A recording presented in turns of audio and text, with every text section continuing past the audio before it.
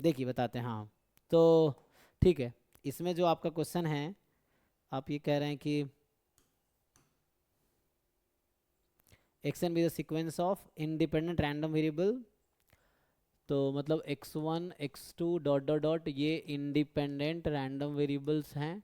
आपको पीएमएफ दिया हुआ है एक्स के, हाँ, तो ये सीक्वेंस है, इंडिपेंडेंट है।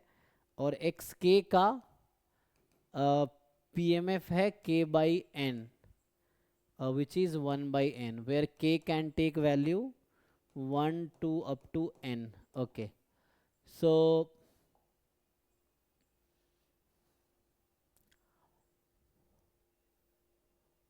तो 1 by n टाइम ऐड होगा, ठीक है। मतलब कहने का मतलब ये हो गया कि प्रोबेबिलिटी x1 का डिस्ट्रीब्यूशन अलग है ना। तो x1 बराबर जैसे x1 लिखेंगे तो यहाँ होगा 1 बाई n, ऐसा कुछ। सो एक्स के बाई एन, इन्होंने थोड़ा घुमाने की कोशिश किया नहीं। एक्स के इज के बाई एन, इसका क्या मतलब है? तो x1 is 1 by N with 1, तो k मैं क्या लूँगा यहाँ पे? तो इसका मतलब है कि इसमें सिर्फ एक ही वैल्यू है k की, ऐसा कहना चाह रहा है? नहीं, समथिंग इज रॉन्ग। तो इन्होंने थोड़ा सा ना घुमाया एक्चुअली यहाँ पे ना, मतलब लिखने में ना मुझे ऐसा लग रहा है मिस्टेक है। सो एक्स के बजाय यहाँ एक्स एन होगा, ठीक है। अगर ऐसा होगा तो जाके वर्क कर पाएगा। अच्छा, X N, Y they have taken K by N? ये पीएमएफ है, अच्छा चलो मान लो इसमें, ठीक है, मैं एक्स के कर लेता हूँ। तो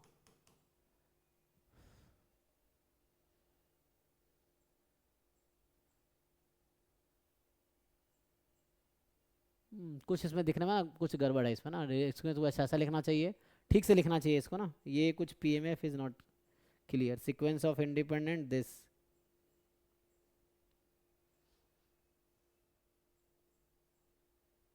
मतलब हर पॉइंट पे प्रोबेबिलिटी, मतलब यहाँ कहना क्या चाह रहा है एक्चुअली, मैं यहाँ समझने की कोशिश ही कर रहा हूँ कि एक्स एन का सपोर्ट क्या है, what is support of x के।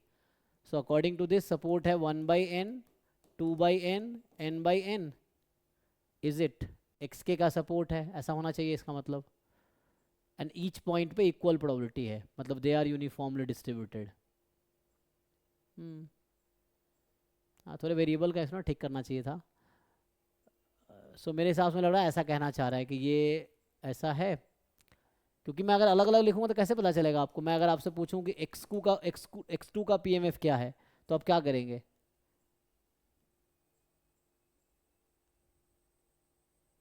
तो यहाँ ऐसे आई थिंक ये कहना चाह रहा है कि 1 by N, this is 1 by N, X two बराबर 2 by N, so this is 1 by N, ऐसा। तो एन को 2 ले लिया ना मैंने, तो 1 बाई 2 हो जाएगा। एक मिनट, तो यहाँ मतलब 1 बाई 2, 1 बाई 2, अगर 2 ले लिया तो, एंड यहाँ पे 2 बाई 2 इज 1 बाई 2। तो प्रोबेबिलिटी हर पॉइंट पे सेम है। ओके, सो मीन्स ये कहना चाह रहा है कि एक्स के हैज़ दिस फॉर ऑल के, या है ना, एक्स के 2 लिया के को मैंने ना, तो 2 बाई एन।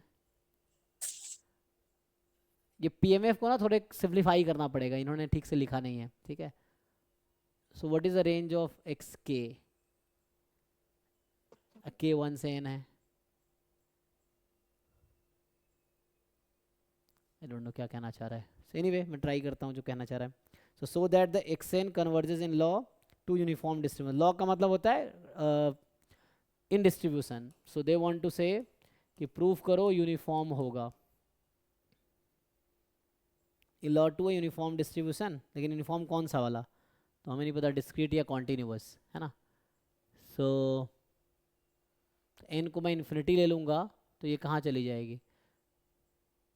ठीक है, मैं समझ गया, ये यही कहना चाह रहा है एक्चुअली।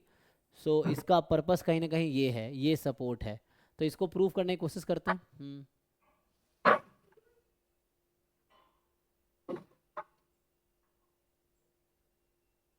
मेरी आज किस्मत। अरे मैंग म्यूट कर लो भाई। सो हाँ, कोई बात नहीं, किसी का क्वेश्चन कोई दिक्कत नहीं है। तो इसमें देखते हैं। सो थोड़ा सा मतलब इसमें मुझे लग रहा है थोड़ा समझने में मतलब वो हो रहा है कि कैसे ये कहना चाह रहा है ना। तो इन्होंने लिखा है ऐसे ही एक्स के ही लिख रखा है ना। मतलब x1 में, मैं कहना चाहूँ कैसे समझोगे आप, x1 में 1/n तो k 1 तक ही जाएगा। x2 में k अगर मैं 2 लेता हूँ तो यहाँ पे क्या होगा, 2/n है ना, इस तरह से। x3 में 3/n होगा। नहीं, मेरे अकॉर्डिंग यही कहना चाह रहा है, ठीक है। सो मैं समझ रहा हूँ ये है। सो आइए ट्राई करते हैं। तो क्या करना पड़ेगा, इसका CDF लिख लो। तो CDF ऑफ एक्स के क्या होगा बताइए।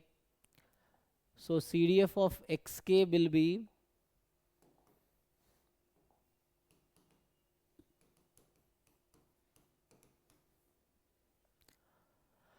0 when less than 1/n and 1, मतलब 1/n, 1/n when x between 1/n and 2/n, फिर 2/n when x more than equal to 2/n to 3/n. This will keep running. x more than equal to n/n to n and to 1, तो ये आपका n-1/n हो जाएगा। And similarly चलता रहेगा ये 1 when x more than equal to 1, ऐसा कुछ। So simply what you have to do, you have to take limit n tends to infinity, ठीक है ना। So that's why I was saying कि यहाँ पे कहीं ना कहीं xn है, ठीक है ना। इवन यूपीएससी का पेपर है, स्टिल उसमें मिस्टेक हो सकता है, ठीक है ना, किसी ने क्लेम नहीं किया होगा तो समझने का है। तो मेरे हिसाब से ये होगा, या मैं xn ले रहा हूँ क्योंकि मुझे प्रूव करना है xn converges in distribution to uniform 0 1, तो मैं xn लिख रहा हूँ, इसलिए n लिख दिया मैंने, k को हटा के इसको n लिख दिया। तो आई एम टेकिंग xn, ठीक है ना। इसका लिमिट निकाल लो। तो बस आपको ये जस्टिफाई करना है, limit n tends to infinity f x n n, this will be 0 when x less than 1, नहीं लेस देन 0, ठीक। एंड यूनिफॉर्म में क्या होता है, यूनिफॉर्म 0 1 के लिए CDF क्या x आना चाहिए, तो x आ जाना चाहिए।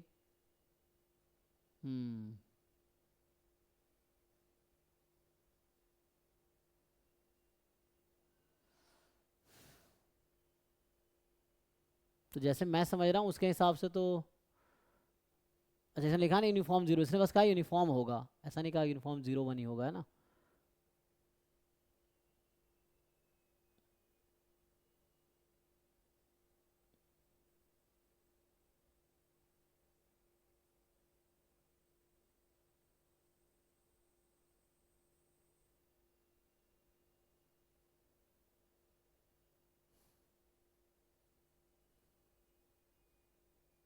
तो इसके हिसाब से कुछ तो ऐसा आएगा, अगर 1 से 1, तो कॉन्टिन्यूस में इसको ब्रेक करो तो क्या ऐसा होगा कि x होगा when x between 0 and 1 and 1 when x more then 1, ऐसा। तो ये तो ठीक है, ये तो हमें समझ आ रहा है, और ये भी हमें समझ आ रहा है, बीच का आपको देखना है। n तो इन्फिनिटी है, तो 1/n 2/n, तो उसके अकॉर्डिंग तो x जो भी इस बीच का है वही आंसर आएगा।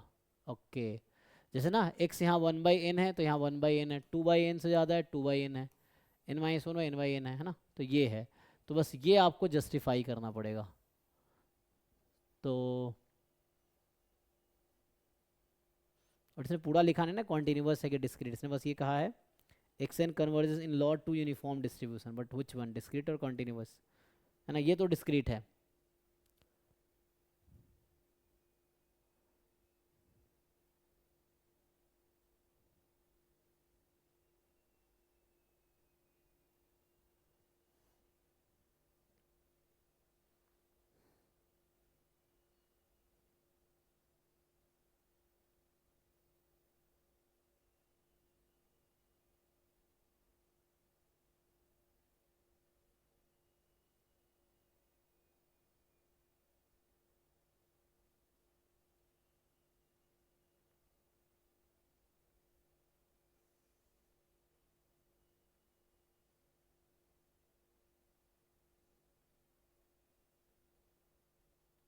इसको अगर शॉर्ट फॉर्म में लिखते तो क्या लिखते हैं?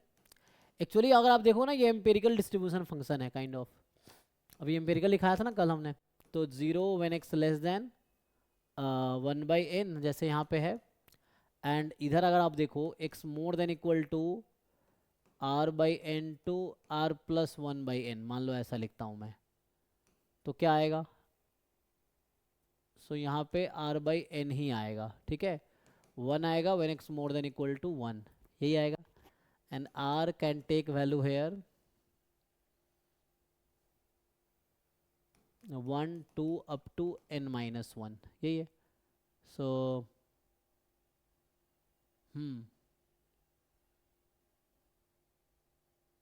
अब दिखाओ ये डेंस, आई थिंक ठीक है, तो ये इस तरह से कुछ आ जाएगा। तो बस आपको ये कहीं ना कहीं आपको ऐसा ना लग एम्पेरिकल डिस्ट्रीब्यूशन फंक्शन जैसा है। अभी कल ही लिखाया था हमने एम्पेरिकल डिस्ट्रीब्यूशन फंक्शन, तो अगर मैं उससे बता दूंगा तो ये यूनिफॉर्मली डिस्ट्रीब्यूटेड है किस पे? 0 1 पे।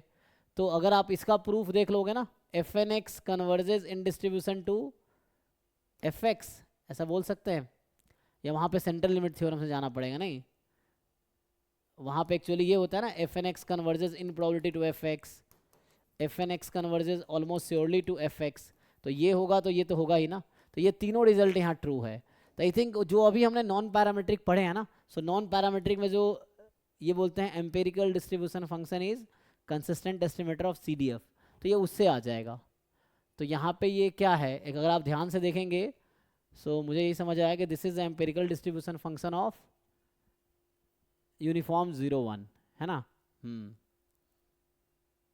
सो ये एम्पेरिकल डिस्ट्रीब्यूशन फंक्शन है, और ये आपका CDF है यूनिफॉर्म 0 1 का। सो ये इस पे कन्वर्ज करेगी। तो इस तरह से कुछ देखो, अब इसमें प्रूफ करने की कोशिश क्या कर सकते हैं हम लोग, वही है कि जो भी x यहाँ जिसके इक्वल है वो आ रहा है, तो n बहुत लार्ज होगा तो डिपेंड करेगा 0 1 के बीच।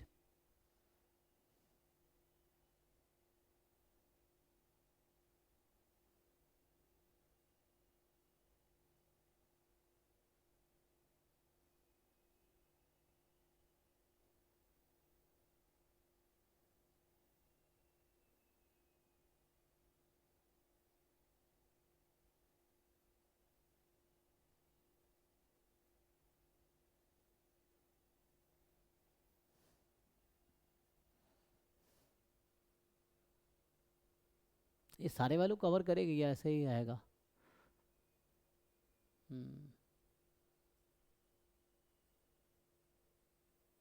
ठीक है, तो ये अप्रोच है एक्चुअली, मेनली यही आपको ये प्रूव करना पड़ेगा कि इसकी लिमिट ये क्यों आ रही है। तो लिमिट निकालने के लिए कोई दूसरा टेक्निक देखो क्या आएगा। तो ऐसा में दिख तो रहा है x2 x प्लस एप्साइलॉन, अगर आप इसको ठीक से देखोगे तो क्या है ये x व्हेन, है ना, सम x is more than something x2 x plus epsilon, ऐसा आ जाएगा। तो मतलब जब x आएगा तो x पे वैल्यू x है। तो इस तरीके से कुछ ये आइडिया होगा, आई थिंक मेरे हिसाब से यही लग रहा है, बस देखना पड़ेगा इसमें ना कैसे है, बस आइडिया तो यही है। अच्छा, state the result you have used, okay. तो मतलब आगे कह रहा है कि जो रिजल्ट आप यूज़ कर रहे हो उसका बताओ कौन सा रिजल्ट यूज़ करोगे। तो एक तो मैं ये रिजल्ट यूज़ कर लूँगा अगर इतना होगा, तो मुझे ऐसा दिख रहा है ये एम्पेरिकल डिस्ट्रीब्यूशन फंक्शन है, ठीक है। ये जो CDF है ना, ये जो CDF लिखा है मैंने इसका, this is empirical distribution function. तो या तो ऐसे लिख दो, कई सारे रिजल्ट्स हैं, ग्लिवेंको कैंटली लेमा है, इस तरह से कुछ।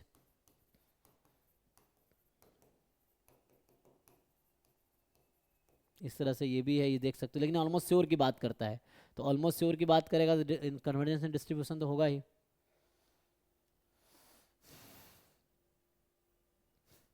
मतलब ये डायरेक्टली ऐसा आ जाएगा, बट इसके बीच में कोई रिजल्ट यूज करना पड़ेगा आपको। तो आप इसका प्रूफ देखो, if you can C proof of this, इसका प्रूफ देखो, आइडिया मिल जाएगा। मतलब थोड़े थ्योरेटिकल है एक्चुअली, ये कहना चाह रहा हूँ। बाकी ऐसे नॉर्मली जो हम करते हैं कन्वर्जेंस एंड डिस्ट्रीब्यूशन का, उससे शायद ना हो, ये कोई स्पेशल टेक्निक यूज़ करना पड़ेगा। So maybe one is this theorem, इसको पढ़िए, और अदर इज इसका प्रूफ देखिए। तो simple, I know that empirical distribution function is a converges, है ना, तीनों में कन्वर्ज करती है डिस्ट्रीब्यूशन पे, तो उसको मैंने यूज़ कर लिया। या इस तरह के थ्योरम्स और देखिए तो वहाँ से आ जाएगा। या आप ये प्रूफ देख लो, अगर इसका प्रूफ देख लोगे कि FN converges in distribution to FX, या कोई भी FN converges in probability to FX, तो ये इसको इम्प्लाई करेगा। अगर आप देख लेते F N converges almost surely to F X, तो ये इसको इम्प्लाई करेगा, ये इसको इम्प्लाई करेगा, और इस तरह कुछ रिजल्ट आपको मिल जाएगा वहाँ से। देखिए ठीक है, थैंक यू। सर हाँ जी।